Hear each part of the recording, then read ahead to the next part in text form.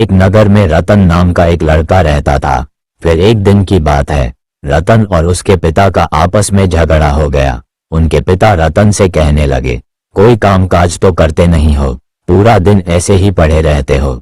ये लो, ये 4 कीमती मोती मैं तुम्हें दे रहा हूँ, उसको बेचकर व्यापार करना और कुछ पैसे कमा कर ले आओ।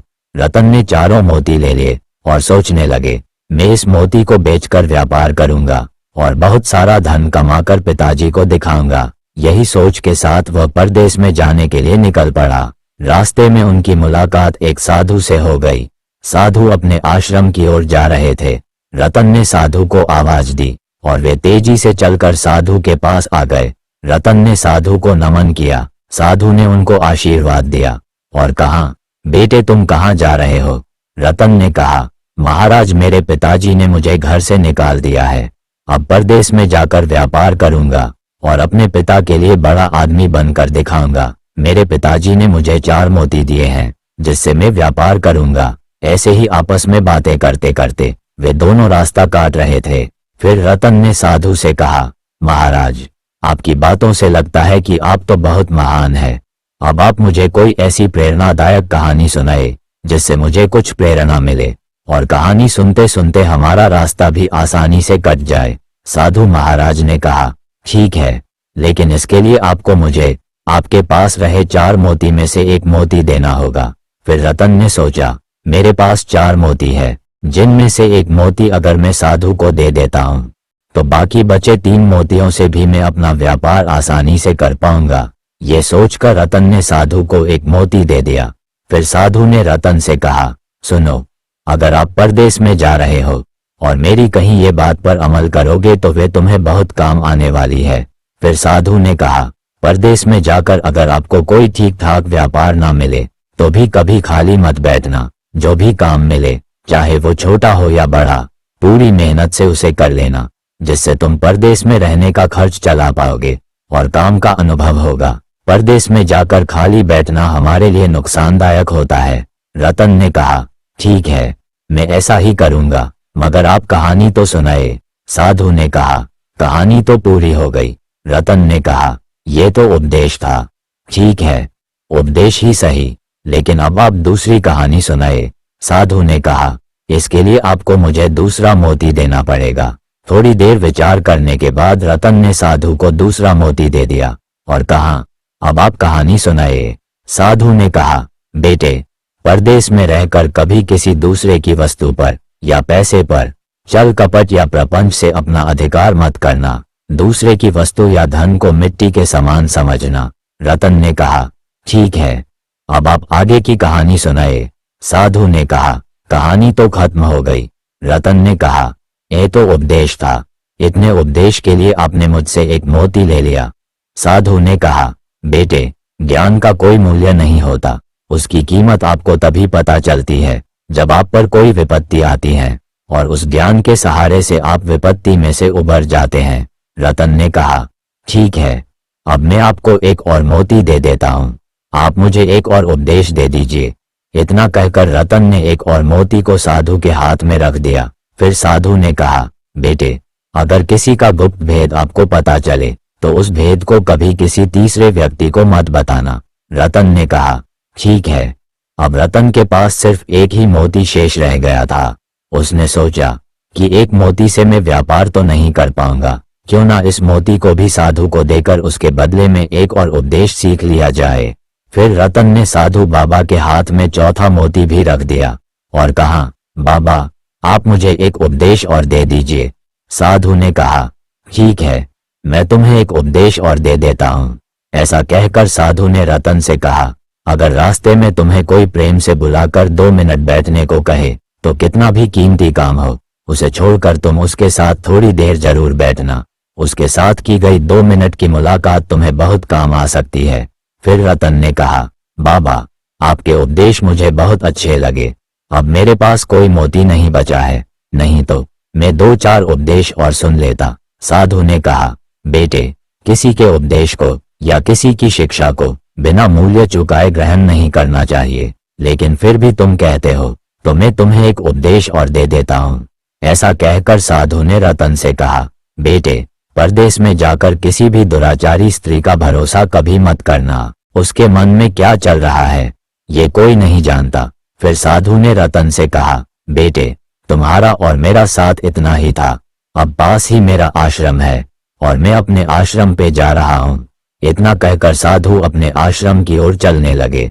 अब रतन अकेले ही रास्ते में आगे बढ़ने लगा। चलते चलते वह सोचने लगा, इस साधु ने मुझसे उपदेश के बदले में 4 मोती क्यों ले लिए, बल्कि वे तो धन दौलत को त्याग कर ही साधु बनते हैं। जब मैं परदेश में जाकर वापस अपने नगर की ओर लौटूंगा तब आश्रम पर जाकर यह सवाल उस साधु को जरूर पूछूंगा। ऐसे सोचते सोचते वो एक नगर में आ पहुंचे। उनके पास एक चवन्नी भी नहीं थी। उनको साधु ने कही हुई बात याद आ गई कि परदेश में जाकर कभी भी खाली मत बैठना। इसलिए उसने परदेश में जाकर नौकरी खोजना चालू कर दिया। तभी उनकी भेंट राजा के एक नौकर से हुई जो राजा के अस्तबल में काम करता था। उसका नाम गुल्लू था। गुल्लू ने रतन से कहा, तू काम खोज रहा है और मुझे राजा काम से छुट्टी नहीं दे रहे हैं। मेरी माँ बीमार है, मुझे 1 महीने के लिए छुट्टी चाहिए, तो तू मेरी जगह पर 1 माह तक नौकरी कर ले। 1 महीने के बाद तुम कुछ और काम खोज लेना, तब तक तुम्हें नौकरी मिल जाएगी और मुझे छुट्टी, क्योंकि राजा भी यही कहता है कि अगर तुम्हें छुट्टी चाहिए तो तब तक के लिए तुम्हारी जगह पर कोई और व्यक्ति को काम पर रख दे, तभी तुम्हें छुट्टी मिलेगी। फिर रतन 1 महीने के लिए गुल्लू की जगह नौकरी करने के लिए राजी हो गया। गुल्लू रतन को लेकर राज दरबार में गया। वहां के राजा बड़े ही बुद्धिमान थे। राजा को एक 18 साल की सुंदर बेटी थी। राजा अपनी बेटी से बहुत प्यार करता था। राजा के महल में एक अस्तबल था जिसमें अलग अलग नस्ल के हजारों घोड़े पले हुए थे। उस घोड़े की देखभाल के लिए कई सारे नौकर रखे हुए थे। प्रत्येक नौकर को 10-10 घोड़े की देखभाल रखने की जिम्मेदारी दी गई थी, जिनमें से एक गुल्लू भी था। अब गुल्लू ने राजा से कहा, महाराज, जैसा कि आपने कहा था, अगर आपको छुट्टी चाहिए तो आपकी जगह पर कोई दूसरे व्यक्ति को काम पर रख दे। मैं 1 महीने के लिए इस व्यक्ति को मेरी जगह काम करने के लिए ले आया हूँ। राजा ने कहा, अगर यह व्यक्ति तुम्हारे भरोसेमंद है तो जरूर उसे अपनी जगह पर काम के लिए रख दे, लेकिन घोड़े की देखभाल में कोई लापरवाही नहीं होनी चाहिए। अगर उसने घोड़े की देखभाल में जरा भी लापरवाही की तो उसकी सजा में उसे नहीं, तुम्हें दूंगा। गुल्लू ने कहा, ठीक है महाराज, आपको शिकायत का मौका नहीं मिलेगा। मैं इसे सारा काम अच्छी तरह समझा दूंगा। ऐसा कहकर गुल्लू रतन को अस्तबल में ले गया। गुल्लू ने घोड़े को दाना पानी देने से लेकर मालिश करने तक का सारा काम रतन को समझा दिया और अंत में गुल्लू ने अपना कमरा दिखाकर रतन से कहा, आज से तुम्हें इस कमरे में रहना है। इस प्रकार गुल्लू अपनी जिम्मेदारी रतन को सौंपकर अपने वतन जाने के लिए रवाना हो जाता है। अब रतन खुद को दिया हुआ काम अच्छी तरह करने लगा। प्रत्येक नौकर को घोड़े को खिलाने के लिए हर दिन 20 किलो चने दिए जाते थे। रतन ने सारे चने को पानी में भिगोकर घोड़े को खिला दिया, फिर अपने कमरे में चला गया। कमरे में जाकर रतन ने सोचा, मेरा आज का काम तो पूरा हो गया है, अब क्यों ना बाकी के नौकरों के साथ बातचीत करके थोड़ी पहचान की जाए। यही सोचकर रतन बाकी के नौकरों के पास जाता है। उसने देखा कि सारे नौकर एक कमरे में बैठकर शराब पी रहे थे। रतन उसके पास जाकर बैठ गया। रतन ने देखा कि सभी नौकरों को दिए गए चने उनके पास ही पड़े थे। रतन ने उन नौकरों से पूछा, आपने अभी तक आपके घोड़े को खाना नहीं खिलाया? उन नौकरों ने कहा, हम घोड़े को खाना खिलाकर ही यहाँ बैठे हैं, घोड़े को बिना खाना खिलाए हम कभी शराब पीने नहीं बैठते हैं। फिर रतन ने कहा, चने तो आपके पास पड़े हैं। तो एक नौकर बोला, हमें जो 20 किलो चने दिए जाते हैं उनमें से 5 किलो घोड़े को खिला देते हैं और बाकी बचे 15 किलो चने को बेचकर हम शराब पी जाते हैं। रतन ने कहा, ये तो राजा और इन निर्दोष जानवरों के साथ धोखा है। नौकरों ने कहा, क्या करें, हमें जो वेतन दिया जाता है उनमें से हमारा गुजारा ठीक से नहीं हो पाता है। तुम भी ऐसा किया करो। ये बात तुम किसी और से मत कहना, वरना तुम्हारे लिए ये अच्छा नहीं होगा। नौकरों की यह बात सुनकर रतन चुपचाप अपने कमरे में चला जाता है और अपनी चारपाई पर लेटे लेटे सोचता है कि ये सब सच कह रहे हैं। मैं भी बेईमानी करके थोड़ा धन इकट्ठा करूंगा, पर उस धन का उपयोग व्यापार करने में करूंगा। आखिर 1 महीना ही तो यहाँ रहना है मुझे। लेकिन फिर उसे साधु बाबा ने की हुई बात याद आ गई। कि कपट से कभी भी किसी के धन पर अपना अधिकार मत जताना। पराये धन को हमेशा मिट्टी के समान समझना चाहिए। ये बात याद आते ही रतन के विचार बदल जाते हैं। वो मन ही मन सोचने लगते हैं कि भूखा मर जाऊंगा, मगर पाप का धन कभी नहीं खाऊंगा। वह हर दिन आने वाले सारे चने घोड़े को खिला देता था और सभी घोड़े की अच्छी तरह देखभाल रखता था। 1 महीने के अंदर ही रतन की देखभाल वाले सभी घोड़े हष्ट-पुष्ट और तंदुरुस्त हो गए और अस्तबल के बाकी घोड़े कमजोर होते चले गए। एक दिन राजा ने मंत्री को बुलाया और कहा, मंत्री जी, काफी दिनों से मैंने अपने घोड़े की दौड़ नहीं देखी है। आप सभी नौकरों को सूचित कर दें कि वह अपने घोड़े को लेकर मैदान में आ जाए। कल मैं घोड़े की प्रतियोगिता रखूंगा। मंत्री जी ने बिल्कुल वैसा ही किया जैसा राजा ने कहा था। दूसरे दिन सभी नौकर अपने अपने घोड़े को नहला धुलाकर मैदान में ले आए। राजा ने मैदान में खड़े सारे घोड़े पर दृष्टि डाली तो वो देखता है कि सभी घोड़े कमजोर हो गए हैं। मात्र रतन के 10 घोड़े हष्ट-पुष्ट और तंदुरुस्त दिख रहे थे।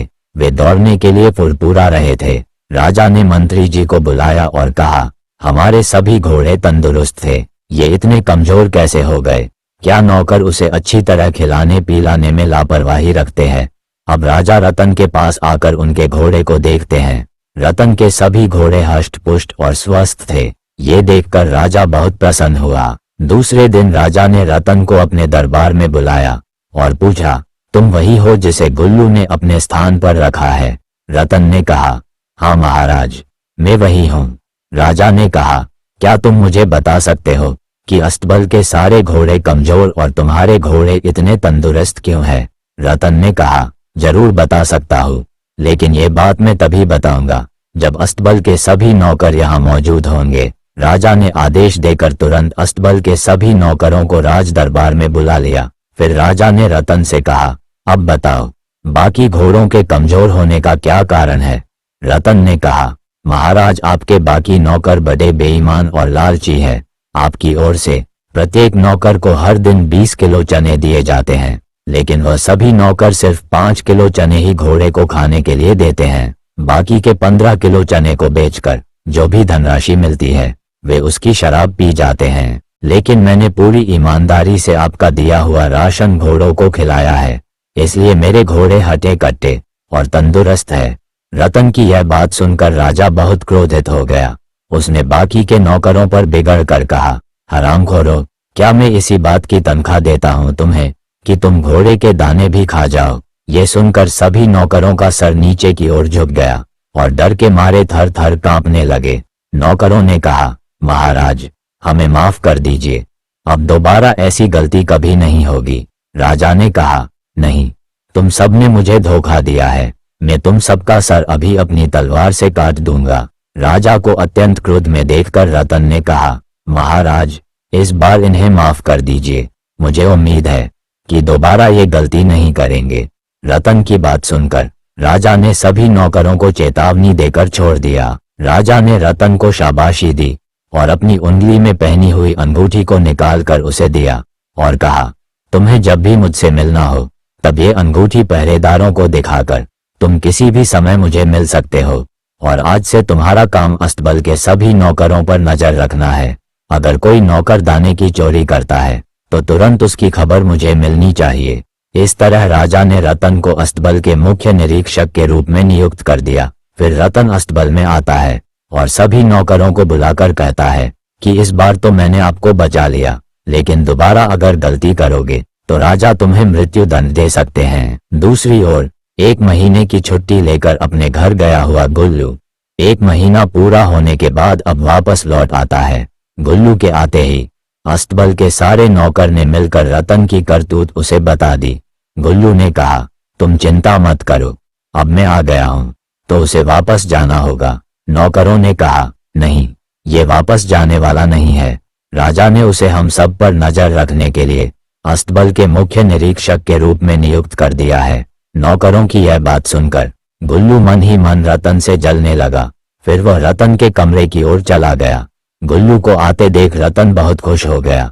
फिर रतन और गुल्लू ने साथ बैठकर भोजन किया। भोजन करने के बाद रतन ने वहां जो घटना घटी थी वह गुल्लू को बताया। गुल्लू ने कहा, मुझे उस बात का पहले से पता लग चुका है फिर गुल्लू चारपाई पर लेट गया और रतन अपने कमरे में चला गया। उधर आपको बता दे कि गुल्लू और राजकुमारी के बीच प्रेम प्रसंग चल रहा था। राजकुमारी काम की आग में राजमहल की छत पर टहल रही थी। उसे पता था कि गुल्लू अपने गांव से वापस लौट आया है, इसलिए वह आधी रात होने पर गुल्लू के कमरे में चली जाती है। दूसरी ओर किसी काम से रतन अपने कमरे के बाहर आता है, तभी उसे गुल्लू के कमरे से किसी स्त्री की आवाज सुनाई देती है। वह कमरे में झांक कर देखता है तो राजकुमारी को गुल्लू के साथ देखकर उसकी आंखें फटी की फटी रह जाती है। उसने सोचा कि यह तो राजा के साथ धोखा है। वो यही बात राजा को बताने के लिए फौरन वहां से चलकर राजमहल की ओर जाने लगता है। तभी उसे साधु ने कही वह बात याद आती है कि अगर किसी का गुप्त भेद पता चले तो वह बात किसी तीसरी व्यक्ति को कभी मत बताना। वह सोचने लगा, अगर यह बात मैं राजा को बताऊंगा तो हो सकता है राजा मेरी बात ना माने, उल्टा में ही उनके क्रोध का शिकार हो जाओ। अब रतन वापस अपने कमरे में लौट आता है। दूसरी ओर गुल्लू राजकुमारी को कहता है, इस वक्त रतन हमारे रास्ते का सबसे बड़ा कांटा है, उसको हमेशा के लिए हटाना होगा। राजकुमारी ने कहा, तुम चिंता मत करो, कल तक मैं उसे पिताजी से कहकर मृत्यु दंड दिलवा दूंगी। फिर राजकुमारी अपने कमरे में चली गई। कमरे में पहुंचकर उसने अंदर से दरवाजा बंद कर लिया और जोर जोर से रोने चिल्लाने लगी, बचाओ बचाओ की चीख पुकार करने लगी। राजकुमारी का शोर सुनकर उनके नौकर चाकर दास दासिया सभी जाग जाते हैं। राजा को तुरंत खबर दी गई। दौड़ते हुए राजा राजकुमारी के पास आते हैं और उसे पूछते हैं, क्या हुआ बेटी? राजकुमारी ने कहा, आपने जिस नए नौकर को नौकरी पर रखा है, तुम्हारे उस नए नौकर ने मेरी इज्जत लूटने की कोशिश की है। मैं जब चीखी चिल्लाई तो वह खिड़की से कूद कर भाग गया। आपकी दी गई अंगूठी का उसने नाजायज फायदा उठाया है। अंगूठी सिपाही को दिखाकर वह महल में घुस गया होगा। राजकुमारी की यह बात सुनकर राजा आग बबूला हो गया। राजा ने कहा, उस दुष्ट की ये हिम्मत, मैं अभी उसे बुलाकर उसकी खबर लेता हूँ। राजकुमारी ने कहा, नहीं पिताजी, जब तक आप उस नए नौकर के अपराध के लिए उसे मृत्युदंड नहीं देंगे तब तक मैं अन्न जल ग्रहण नहीं करूंगी। राजा ने कहा, ऐसा ही होगा, कल के दिन उसे मृत्युदंड दिया जाएगा। फिर राजा अपने शयन कक्ष में सोने के लिए चले गए, लेकिन उसे नींद नहीं आ रही थी। वह सोचते थे कि कल सुबह मैं उस नौकर को मृत्युदंड दे दूंगा, लेकिन अगले ही पल उसके मन में दूसरा विचार आता है कि अगर दरबारी लोग मुझे पूछेंगे कि इस नौकर को किस बात का मृत्युदंड दिया जा रहा है तो मैं क्या कहूंगा? अगर मैं बताऊंगा कि इसने मेरी बेटी की इज्जत लूटने का प्रयास किया है तो इसमें मेरी ही बदनामी होगी। लोग पीठ पीछे मेरी बुराई करेंगे और मेरी इज्जत उछालेंगे। तब राजा के मन में एक दूसरा उपाय आता है। वह सोचता है कि मैं इसे किसी और के हाथों चुपचाप मरवा दूंगा। ऐसा सोचते सोचते राजा सो जाते हैं। अगले दिन सुबह उठकर राजा नगर में टहलने के लिए निकल गया। टहलते टहलते वह एक कसाई के बुचड़ खाने पर आ पहुंचे। राजा को आते देख कसाई तुरंत उसे पहचान गया और उनके चरणों में गिरकर बोला, महाराज, आपने यहाँ आने का कष्ट क्यों किया? आप खबर भिजवा देते, मैं खुद वहां चला आता। राजा ने कहा, नहीं, ये काम मुझे ही करना था। फिर राजा ने कसाई से कहा, थोड़ी देर बाद में एक आदमी को तुम्हारे पास भेजूंगा, तुम्हें उसका सर काट देना है।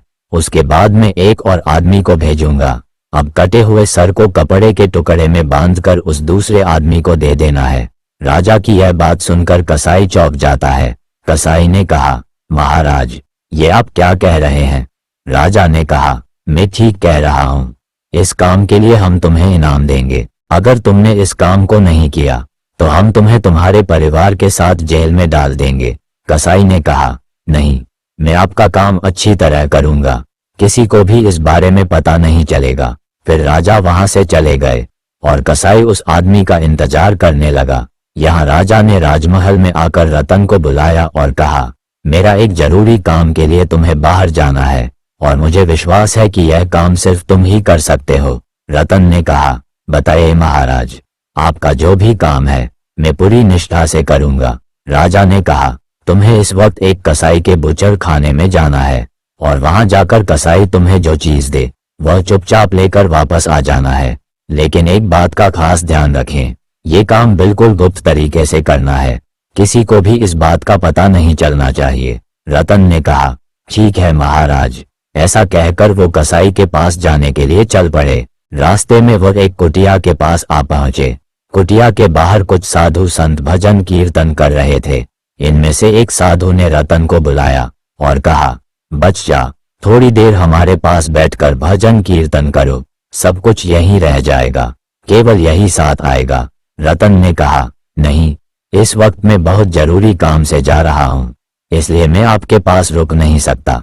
तभी रतन को उस साधु बाबा ने कही हुई चौथी बात याद आ गई कि चाहे कितना भी जरूरी काम क्यों ना हो, अगर राह में कोई तुम्हें थोड़ी देर बैठने को कहे तो तुम उसके साथ 2 मिनट जरूर बैठना।